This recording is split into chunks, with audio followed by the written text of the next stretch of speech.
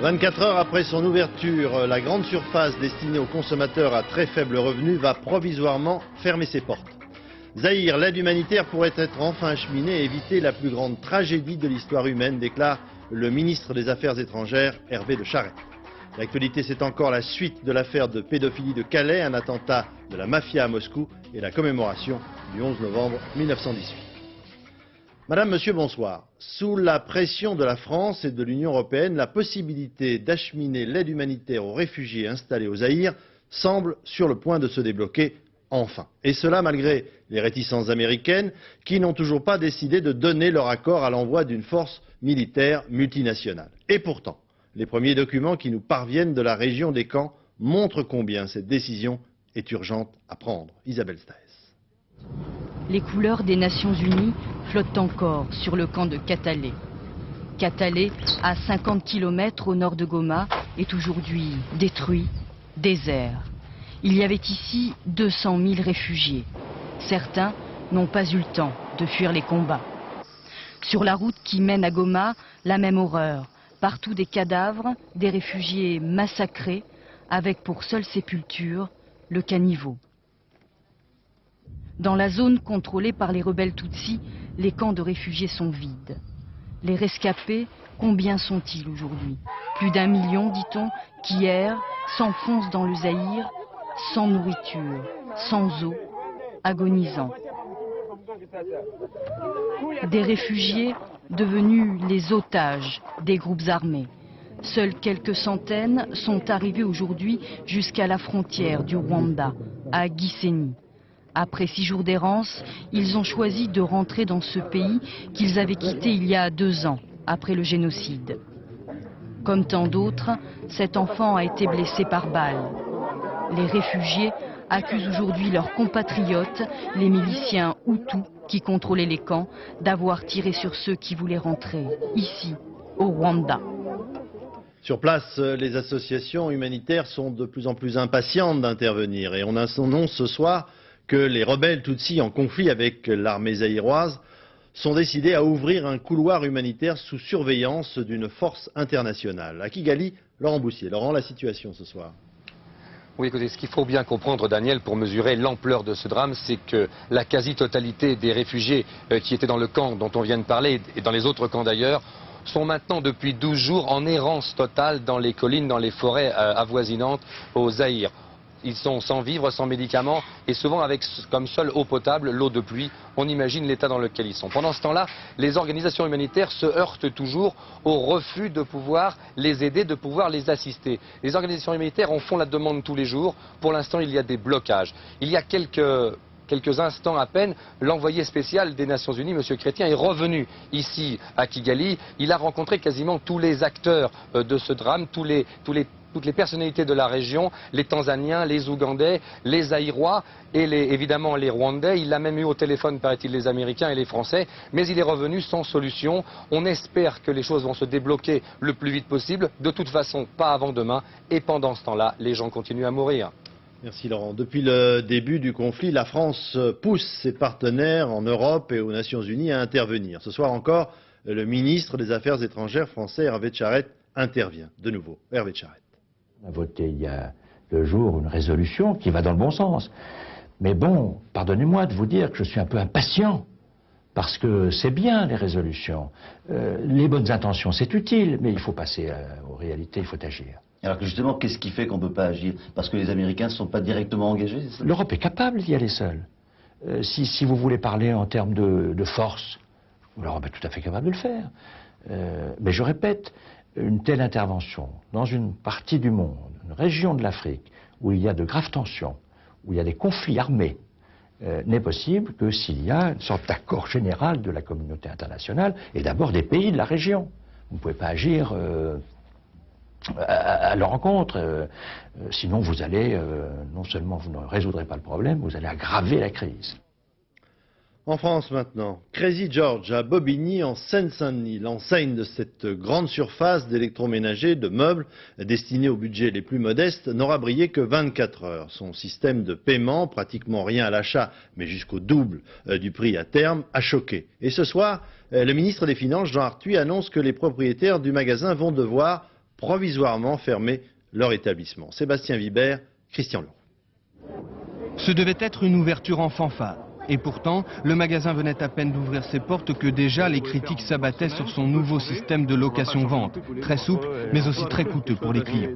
Un rapport de la répression des fraudes, remis aujourd'hui même au ministre de l'économie Jean Arthuis, dénonce notamment l'étiquetage des produits et la publicité du magasin. La publicité, telle qu'elle a été pratiquée, peut être considérée comme une publicité insuffisante. Une publicité trompeuse et mensongère. Donc il faut y porter remède. Dans un monde de liberté, il faut que le consommateur soit éclairé. Et il appartient au pouvoir public, au gouvernement, d'assurer la sécurité des consommateurs et la loyauté de la concurrence. Les dirigeants de Crazy George ont donc décidé de fermer le magasin quelques jours, le temps de rendre étiquettes et publicités moins ambiguës. Mais le système de location-vente, lui, n'est pas remis en cause. On sait que les personnes en grande difficulté sociale ont beaucoup de mal à se projeter dans l'avenir, qu'elles vivent au jour le jour. Mais justement, tout le progrès de l'éducation à la consommation, ça consiste à les amener à réfléchir à un budget de long terme et à ne pas les laisser, au contraire, piéger dans une logique de consommation de survie au jour le jour. Le groupe britannique a donc quelque peu raté son départ en France. Pour autant, il envisage toujours d'ouvrir 2 autres magasins en région parisienne dans les mois qui viennent. Hier à Calais éclatait une dramatique affaire de pédophilie. Toute une famille, parents, oncles, grands-parents même arrêtés pour violences sexuelles sur leurs enfants, neveux et nièces. En continuant d'enquêter aujourd'hui, nous sommes aperçus que dans cette région de Calais précisément, les problèmes d'inceste et de pédophilie ne sont pas rares. Depuis le début de l'année, 31 personnes ont été incarcérées. Anne Mourgue, Dominique Mas. Dans le campement de fortune qui leur sert de logement, Jean-Marc et Fabiola ont retrouvé leur geste quotidien. 9 adultes de leur famille sont aujourd'hui en prison pour pédophilie, tous les enfants placés dans des foyers d'accueil. Ils n'ont pas de travail, juste le RMI. Depuis longtemps, la famille vit coupée du monde. Vous êtes suivi par des assistantes sociales? Non, absolument rien, non. Pas du tout. On compte personne. On est seuls, quoi. Non, pas la personne de... Voilà. Vous ne voyez personne à l'extérieur? Non. Personne pour vous aider? Non, personne, madame. Il existe bien à Calais des associations d'insertion. Ici, des RMistes ont organisé une exposition de peinture. Pour les responsables, les familles peuvent être prises en charge si elles le demandent. Bien souvent, elles ne vont pas vers les associations, elles ne vont pas vers les services sociaux, elles ne demandent rien, elles vivent repliées sur elles-mêmes. Et c'est ces familles-là qui auraient le plus besoin. Mais comment savoir? Comment voulez-vous qu'on sache que c'est dans cette famille-là? On ne les connaît pas. Près du campement de Fabiola, la cité du Beaumarais. Ici, des membres de sa famille ont violé pendant des mois leurs enfants. Une cité difficile, 45% de chômage, des problèmes de drogue, d'alcoolisme, de pédophilie. Responsable de la maison de quartier, il doit faire face. Il y a beaucoup de parents qui savent ce qui se passe à l'intérieur, ou bien à l'extérieur, ou bien chez le voisin, mais ils ne parlent pas. Ce qu'il faudrait, c'est que... Pourquoi ils ne parlent pas? La peur, la honte, pas de structure, personne à qui parler. Les gosses ici sont livrés à eux-mêmes. Les services sociaux, chargés d'aider les familles, étaient ce week-end fermés. Le maire a refusé de répondre à nos questions. Au commissariat, les policiers voient le nombre d'affaires de mœurs qu'ils traitent augmenter chaque année. L'actualité internationale, 13 morts, 70 blessés au moins, c'est le bilan de l'explosion d'une bombe ce matin dans un cimetière de Moscou où se déroulait une cérémonie à la mémoire de soldats russes morts en Afghanistan. Il s'agirait en fait d'un règlement de compte entre différents groupes mafieux qui ont pris en main ces associations de vétérans qui bénéficient entre autres d'avantages fiscaux permettant de blanchir de l'argent sale. Moscou, Dominique Derda, Éric Mézy.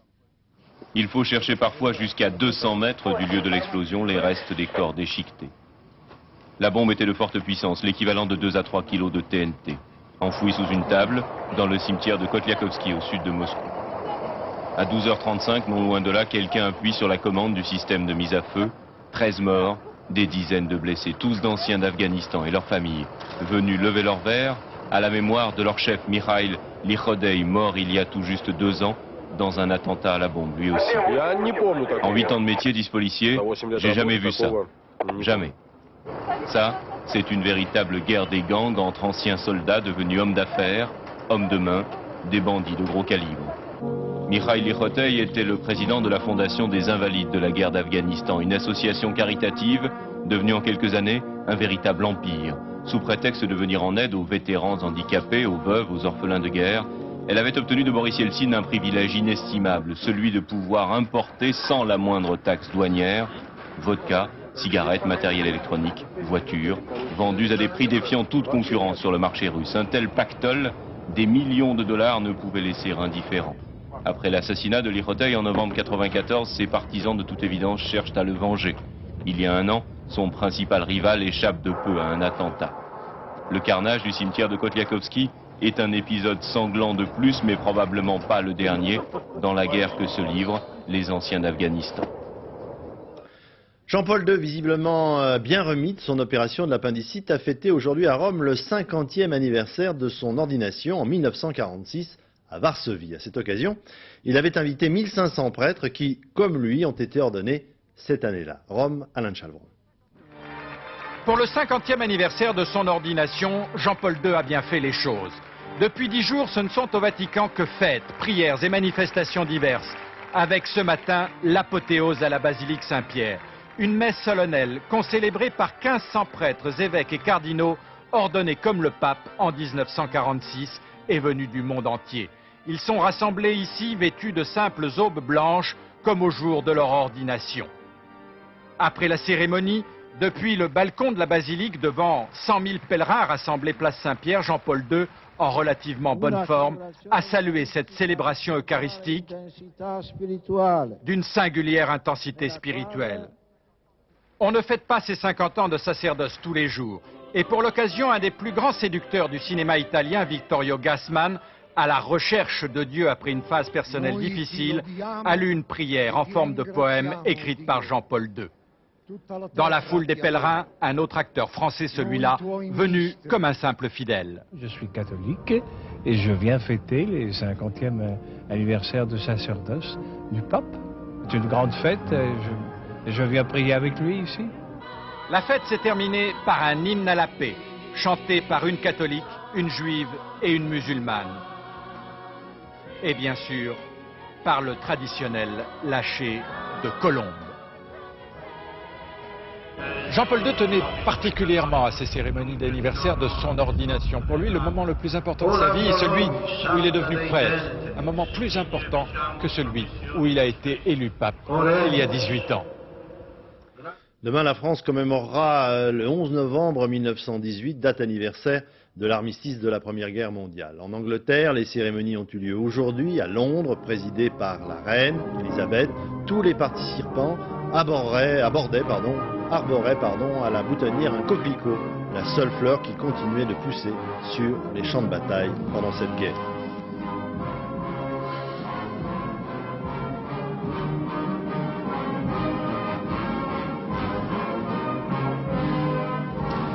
Et à Verdun, au lieu de cette tragédie, le Centre international de la paix invite régulièrement des adolescents pour leur faire prendre conscience de ce que fut l'horreur de la Grande Guerre. Cette année, ce sont des lycéens français et allemands qui ont été invités à parcourir les champs de bataille. Maryse Burgot, Alain Locaccio. Alors là, vous avez 15 000 tombes. 15 000 tombes de Français identifiés. Lorsqu'il raconte la guerre 14-18, Léon Rodier est intarissable. Son père, comme des milliers d'autres, a laissé sa jeunesse et sa vie dans les tranchées de Verdun. Alors, à ces jeunes lycéens français et allemands, il se fait un devoir d'expliquer ce que fut la survie dans les tranchées. Dans ces trous vivaient des hommes, et quand un obus de gros calibre tombait, les dizaines de mètres cubes qui déplaçaient venaient l'engloutir dans le sol. Et déterrer ceux qui avaient été enterrés il y a 2 ou 3 jours ou quelques heures avant. C'était un enfer, l'enfer de Verdun. Alors, c'est ça ce drame. Voir des gens qui peuvent se battre comme ça pour sauver leur patrie, pour que les autres après eux soient libres, c'est... Je sais pas si on serait capable de le faire aujourd'hui. Moi, je n'aime pas les phrases sur les croix morts pour la France, parce que je pense qu'ils sont morts pour rien et pas pour grand chose. Donner sa vie pour la patrie, une idée que ces lycéens ont un peu de mal à accepter. Alors, Léon Rodier raconte aussi la guerre et les civils. Sur cette terre, tourmentée par des milliers d'obus, il y avait avant 1916 un village. À cet endroit précis, c'était l'auberge de Fleury. Et vous voyez, ça a été bombardé, et voilà ce qu'il en reste. 3 ou 4 pierres et un énorme trou. Tout a été pulvérisé. Il y a des enfants qui couraient, avant, c'était un village, puis maintenant il n'y a plus rien. Plus rien. En cours, c'est sûr qu'on étudie la Première Guerre mondiale, on nous dit que ça a été très dur et tout, mais on ne réalise pas. Avant d'avoir vu, on ne réalise pas vraiment. Ce week-end de 11 novembre s'arrête enfin au Centre mondial de la paix de Verdun. Des granites de marbre fracturés qui ressemblent à des tranchées, des films sur la Grande Guerre, mais aussi sur les armes nucléaires, sur la Yougoslavie, sur les guerres civiles en Afrique et ailleurs. Des phrases comme « plus jamais ça »,« la der des der », on se rend compte que même encore maintenant, avec les moyens de maintenant, avec tous les traités qu'il y a eu, ça continue. Car la folie des hommes ne s'est pas arrêtée sur le champ de bataille de Verdun, sur cette terre à jamais figée où la France et l'Allemagne ont laissé une partie de leur jeunesse. En bref, à quelques kilomètres d'Aléria, en Haute-Corse, cet après-midi, réapparition des militants d'Acuncolta Nacionalista, la vitrine légale du FLNC Canal Historique, qui entendent consulter leurs partisans sur l'attitude de fermeté du gouvernement d'Alain Juppé en Corse. Était présent Charles Pierry, le secrétaire national de l'organisation grièvement blessé en juillet dernier à Bastia. Absent en revanche, François Santoni, condamné à de la prison ferme, est toujours recherché par la police. Environnement, la commune de Salsigne dans l'Aude est sans doute l'un des endroits les plus exposés à la pollution en France en ce moment. 80 000 tonnes de déchets toxiques qui sont entreposés sur un site industriel et la société chargée de les traiter est actuellement en liquidation. Conséquence, les déchets sont entreposés dans de simples hangars ouverts à tout vent. Christophe Larocca, Xavier Arias. Salsigne, l'un des points noirs de l'écologie en France. 80 000 tonnes de déchets toxiques croupissent sur ce site ouvert aux 4 vents. Écologistes et riverains dénoncent ces résidus chimiques abandonnés depuis 1 an par une société chargée de les traiter, une société aujourd'hui en liquidation. Et ce gypse a été pollué par de l'arsenic et du cobalt, et de telle manière que maintenant ce gypse est invendable et qu'on ne sait même pas où c'est qu'on pourrait le stocker en France. Il n'y a aucune décharge de classe 1 qui en veuille. De l'arsenic, du cobalt, mais aussi bien d'autres métaux lourds que la société de retraitement faisait brûler dans ces installations totalement inadaptées. On s'apercevait qu'on avait des maux de tête au niveau des tempes, des picotements de la gorge, des yeux, du nez, avec des toux sèches et les antibiotiques ne faisaient rien sur ces toux. Des inflammations aiguës à répétition qui pousseront 47 médecins à alerter les services sanitaires. Le danger, ce sont les métaux lourds, où là, il y a une accumulation dans les organismes et les pathologies vont apparaître dans 5 ans, 10 ans, 20 ans, peut-être voire dans 30 ans. Face à ce constat, les services de l'État peuvent être mal à l'aise. La société défaillante bénéficiait de fonds publics visiblement bien mal employés. Plus grave, la CEPS faisait venir des déchets du monde entier. On a trouvé des PCB et l'inventaire n'est pas terminé. Il faudrait 200 millions de francs pour dépolluer le site, mais l'État préfère privilégier l'implantation d'un nouvel industriel. La pollution passée est due en partie à l'existence d'un haut fourneau qui est ancien et qui était très polluant au niveau de l'air notamment. Ce haut fourneau est arrêté, il est hors de question de le laisser redémarrer et toute activité industrielle nouvelle se fera dans des conditions beaucoup moins polluantes. Une solution qui provoque déjà l'hostilité des riverains. On est à un peu moins de 2 mois de Noël et à Angoulême actuellement se tient le salon du jouet. Quelles sont les tendances? Eh bien essentiellement les jouets électroniques. Reportage François Privat, Philippe Ritten. Apparemment, Julien joue à la dinette. En fait, il est en train de tester un nouveau jouet. Une cuisine tout équipée, comme maman, ou presque. Ma mère, elle n'a pas une cuisine comme ça. Elle a une cuisine juste avec un gaz, mais pas comme ça. Et ça, c'est mieux? Oui, l'enfant est beaucoup intéressé par les éléments. Par exemple, les petites frites que vous avez là, il joue beaucoup avec. Alors, il met dans la casserole ou il met là. Ah, c'est pas encore cuit, d'accord. Tous les enfants au moment de Noël donc, reçoivent les catalogues, regardent les catalogues, ils veulent tout. Et puis quand on les emmène dans un lieu comme ça où ils peuvent tester, ils ne veulent plus du tout la même chose. Le grand rush de Noël, c'est donc parti. Un marché qui en France pèse 15 milliards de francs par an. Les 2 tiers des jouets sont d'ailleurs vendus au mois de novembre et décembre. Si les jeux traditionnels ont encore la cote, l'électronique continue sa percée inéluctable. Il y a beaucoup de nouveautés, il y a une offre considérable sur le marché.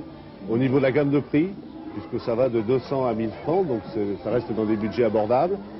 Et d'autre part, ça s'adresse au public dès le plus jeune âge de 1 an, 2 ans, voire jusqu'à 12-13 ans.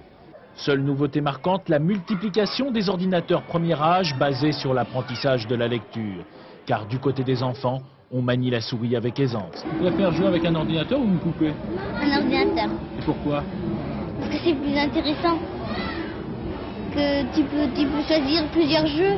Peut-être, mais cette Bugatti, elle, continue à faire rêver les grands enfants. J'apprends à l'instant que l'on a découvert le corps d'une personne dans l'un des magasins pillés avant-hier soir lors des émeutes à Cayenne en Guyane. À Cayenne en Guyane où doivent prochainement se rendre les ministres de l'Éducation nationale, M. Bayrou, et des départements et territoires d'outre-mer, M. De Peretti. Le sport maintenant, la boxe. L'Américain Mike Tyson a perdu hier soir à Las Vegas le 2e combat de sa carrière sur 47. Il a perdu son titre de champion du monde des poids lourds au bénéfice d'un autre Américain, Evander Holyfield, au terme d'un véritable combat cette fois-ci. Florent Gautreau. Ces instants-là, Tyson croyait bien ne plus jamais les connaître. Pourtant, c'est bien lui, l'invincible, l'homme le plus fort du monde, qui est assis, soigné et consolé. Et c'est un père de famille de 34 ans, Evander Holyfield, qui a brisé le mythe. Doux comme un agneau hors du ring, ce multimilliardaire rêvait de ce combat depuis 5 ans. On lui disait fini et vieillissant, mais un combat du siècle, ça vous rajeunit un boxeur de 34 ans. Tyson, archi favori, attaque comme un fou dès les premières secondes du combat. Mais surprise, Holyfield résiste et réplique. Le public séduit par le challenger choisit alors son camp.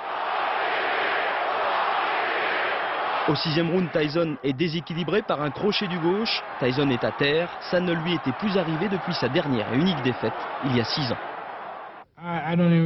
Je ne me souviens pas être allé à terre. Je ne me souviens pas du combat. À compter du 3e round, je n'ai plus qu'un souvenir du match. Il m'a touché au 3e ou 4e round, je crois, mais non, vraiment, je ne me souviens pas du combat. Il faut dire que la violence des coups d'Holyfield redouble à la 10e reprise. Habitué aux proies faciles et aux combats courts, Tyson craque alors physiquement. Il est sauvé par la cloche, mais il a du mal à regagner son coin. Le New-Yorkais est sonné et le calvaire va encore continuer 37 secondes dans la 11e et avant-dernière reprise. L'arbitre décide alors d'arrêter le match. C'est la 2e défaite d'Iron Mike en 47 combats. Le vainqueur a donné une explication toute personnelle de sa victoire. C'est le Saint-Esprit qui m'a donné cette force, a-t-il déclaré. Ange ou démon, les envoyés de Dieu à Las Vegas sont en tout cas des manières bien expéditives. À 2 mois du début des vacances d'hiver, découverte maintenant de nouvelles disciplines du ski alpin. Dans ce domaine aussi, on innove chaque année. Reportage sous le soleil de Tignes, Christelle Bertrand, Pascal Caron. Attention, ces surfeurs se prennent pour des oiseaux.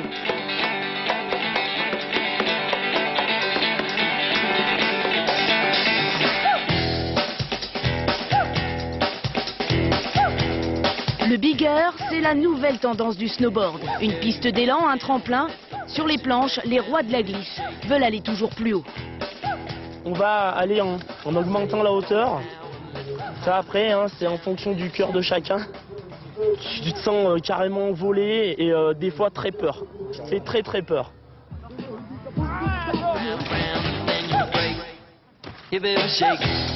Haut les cœurs, sensation forte. Certains sauts peuvent atteindre 30 mètres de long. Ils ont la tête dans les nuages, mais au bout du compte, ils redeviennent tous terre à terre. Chaque concurrent a le droit à 3 essais. Les juges notent l'amplitude, la technique et l'impression générale du saut. La Quebra classique est une compétition informelle. Tout le monde peut y participer.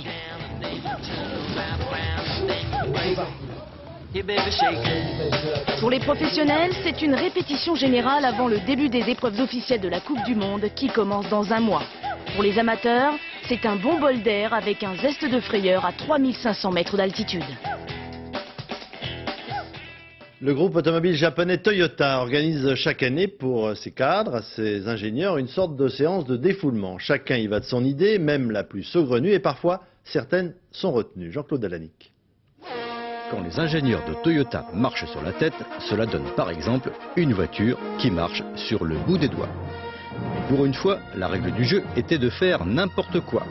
Mais comme pour faire n'importe quoi au Japon, il faut aussi innover, finalement, chaque concurrent a dû réaliser des prouesses technologiques pour mettre au point ces machines, comme cette voiture dont les roues se soulèvent pour franchir des obstacles.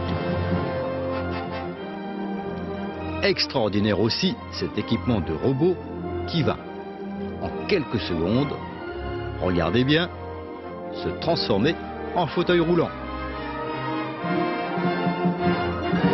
Dans un genre différent, voici maintenant le vélo sauteur qui sert à se donner l'impression de faire du VTT sur un terrain plat. Résultat du concours et des courses, un prix spécial du jury de l'innovation pour ce skateboard équipé d'un moteur non polluant et économique puisqu'il est entièrement mécanique et se remonte d'un simple coup de rein. Quant au grand gagnant, c'est ce kart à roue géante qui a été primé pour son système de transmission particulièrement astucieux. On ne vous dira pas lequel, car le brevet a été déposé et a déjà été acheté par Toyota, évidemment. Folklore et tradition maintenant pour changer. Dans les Côtes-d'Armor, dans la vieille ville de Quintin, pendant 24 heures, on a interdit la circulation à toutes les voitures pour laisser la place aux chanteurs de rue. Jacques Deveau, Gabriel Camilla. À Quintin, ce samedi, il flottait comme un air de nostalgie dans les rues. La musique de l'orgue de Barbarie, les métiers d'autrefois. La petite cité des Côtes-d'Armor fait revivre la foire de la Saint-Martin. Mais désormais, cela n'est qu'un prétexte. La ville devient une scène aux couleurs des années 30. Là, des dizaines de chanteurs de rue viennent se produire.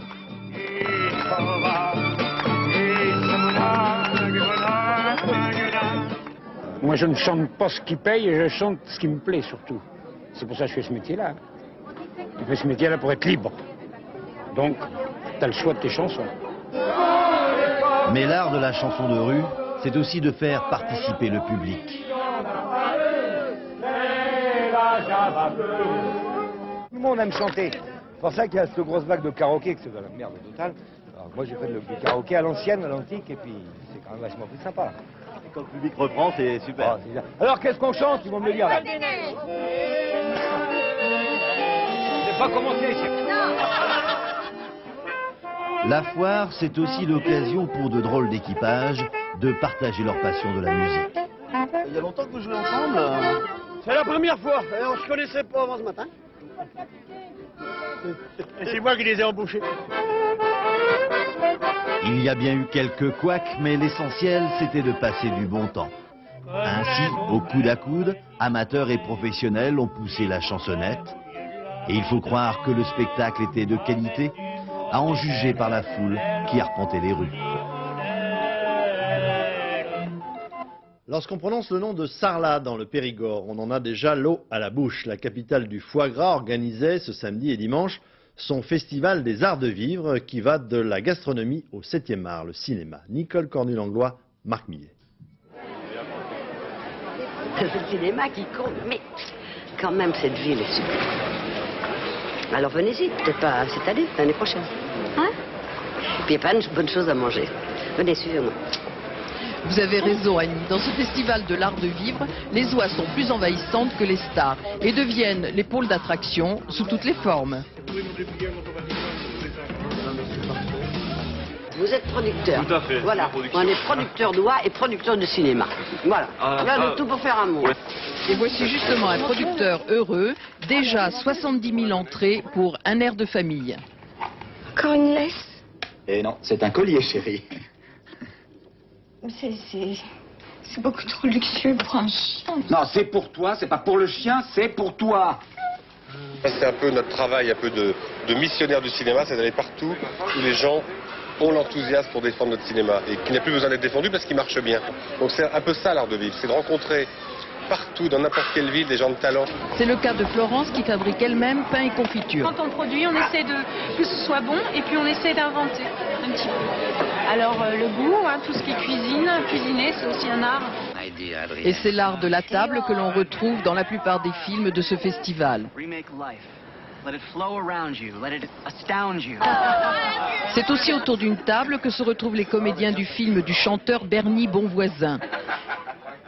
Histoire réaliste et poétique de bande rivale qui a fait rire et déranger les festivaliers, tout comme la dernière comédie explosive de Gérard Jugnot. Nous sommes les fondateurs du grand élan cosmique. Et pas encore le Vatican, mais on se débrouille. Pour la comédie, il faut énormément de rythme, il faut de l'énergie, du tonus. Vous êtes d'accord, monsieur Chaplin? Dans un Sarlat différent, deux passionnés de cinéma ont collectionné 1500 caméras et retournent ainsi à l'origine du 7e art. C'est actuellement le mois de la photo, l'occasion de rencontrer un photographe qui a choisi comme thème unique de ses photos le sable, en l'occurrence la dune du Pilat près d'Arcachon. Un paysage balayé par le vent, toujours le même, mais sans cesse différent. Éric Perrin, Franck Cordier. Caravane solitaire, il part en expédition photographique. Depuis 15 ans, Jean Vacheron s'est pris de passion pour ce désert, planté entre forêt et océan, la dune du Pilat. Mais ce qui l'intéresse dans cette immensité, c'est l'infiniment petit. Ah ouais, c'est super là. Amateur virtuose, exactement ce qu'il faut. Jean photographie le sable. Le sable dans tous ses états. Quand le vent, la pluie, la tempête construisent pyramides et canyons, routes improbables. Une simple coulée devient dans l'objectif de Jean un mystérieux tableau naturel, beau comme l'éphémère. Et si on repasse dans un quart d'heure, ici là, ça commence à casser là-haut, hein, on voit ce trait là, bon, ça va faire comme ça, et peut-être tous ces petits carrés là, ces petites surfaces qui sont bien éclairées là, vont disparaître, elles vont se transformer en sable qui va couler. À l'affût d'une géométrie légère comme un souffle. Brin d'herbe devenu pinceau-girouette sur une toile de sable. Il est parfait ce sable, il coule comme un sablier, c'est quelque chose de très pur. Hein. Il est là depuis des siècles et des siècles, il fait que se déplacer, c'est tout. La photographie c'est un révélateur, au double sens du terme. Un révélateur pour la plupart des gens qui vont regarder la photo, ça va leur montrer quelque chose peut-être qu'ils n'ont pas eu la curiosité de voir ou ils sont passés à côté sans le voir. La beauté ne s'offre souvent qu'à ceux qui savent la débusquer. Poésie instantanée, parfois irréelle. À force d'être dans la dune, Jean a sans doute compris la leçon. Ces photos nous invitent à regarder le vent, à écouter le sable. Dans quelques instants, la météo d'Isabelle Martinet, gris et pluvieux sur l'ensemble du pays pour demain. 20h50, votre série Urgence, le dernier journal Florence Daucher. Demain, 7h50, dans les 4 vérités, Gérard Leclerc recevra le général Maurice Bourgeois, ancien combattant de Verdun, qui va prochainement fêter son 100e anniversaire. 13h, Patrick Chêne. Je vous retrouverai quant à moi à 20h. Je vous souhaite une excellente soirée sur notre chaîne. Bonsoir.